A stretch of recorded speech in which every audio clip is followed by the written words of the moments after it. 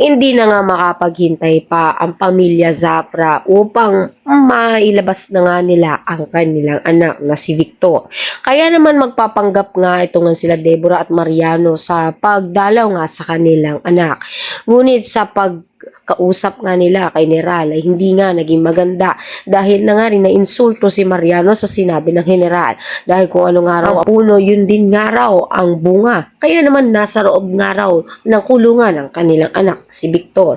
Kaya dahil dito matinding labanan ang naganap ng kung saan sa pagkakaroon nga ng kaguluhan nagkaroon ng pagkakataon na maitakas nga itong si Victor. Sinabi nga nito ni Mariano sa mga taungan nga niya na kung sino nga ba ang bumangga sa kanila ay patumbahin na nga upang mapagtagumpayan na nga nilang maitakas itong si Victor.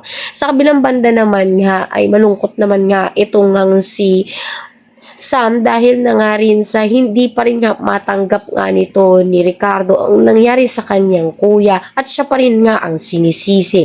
Kaya naman nagpunta nga siya sa bar na kung saan nga nakita nga siya nito ni Gabo. Bunga ka lang nga nito ni Gabo na mag-isa nga lang ito dahil gusto nga niyang lapitan ngunit nakita nga niya itong si Santiago. Kaya naman nagalit nga siya at nagkaroon nga siya ng konting pagkaselos. Kaya naman pakatutukan nga natin dito kung paano nga ba malalapitan nga nito ni Gabo itong si Samantha. Ngayon parang ang nahuhulog na nga ang loob niya nga rito dahil palagi nga nagkukrus ang landas nila. Ang lahat na yan abangan natin. Maraming salamat sa inyong panood.